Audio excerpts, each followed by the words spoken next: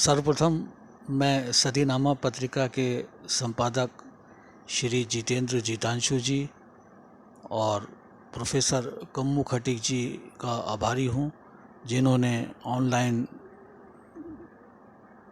पाठ के लिए, व्यंग पाठ के लिए मुझे आमंत्रित किया है।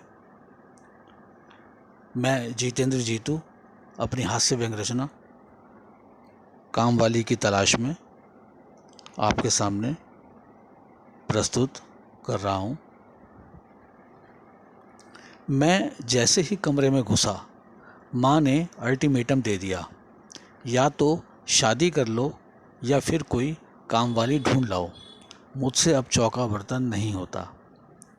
मैं तुरंत घरवाली का स्थानापन्न ढूंढने निकल पड़ा।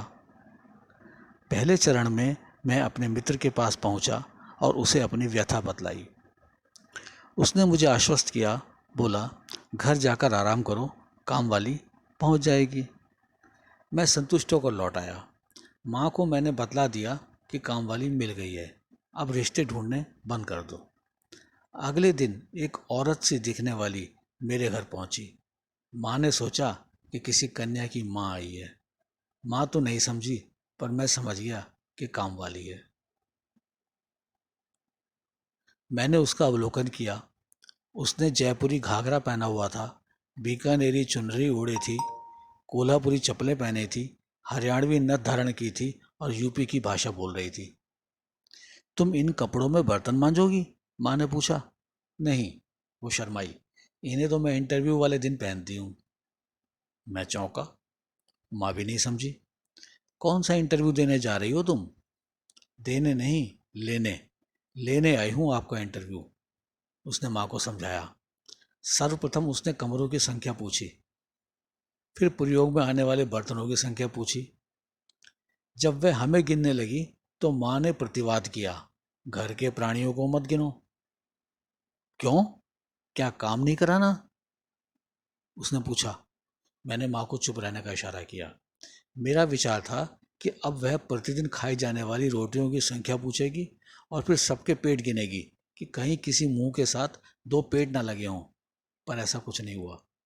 संतुष्ट होने के पश्चात उसने इंटरव्यू का परिणाम घोषित किया कि यदि हम 3,000 रुपये प्रति माह का भुगतान उसे करें तो इस नौकरी पर विचार कर सकती है। पर विचार तो हमें करना था।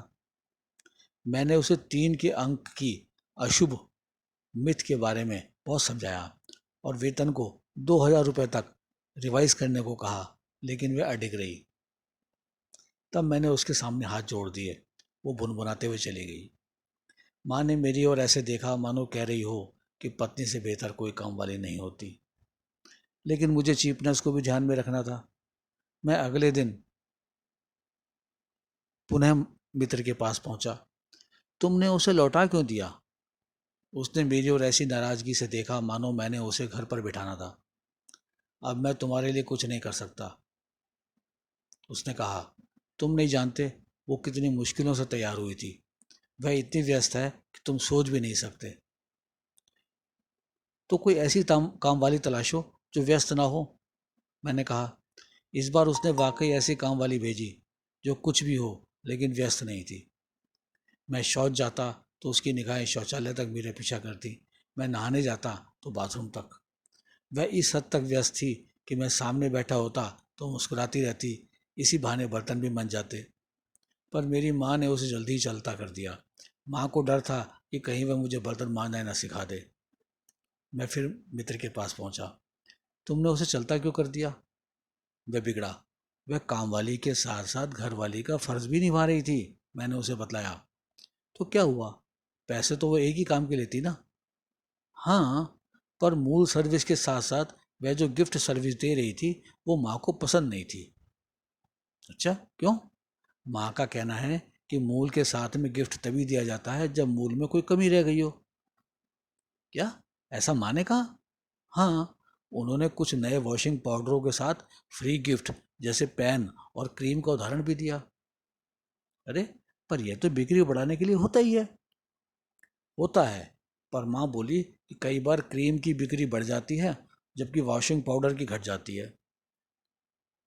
मित्र चुप हो गया। उसने तीसरी काम वाली को भेजा।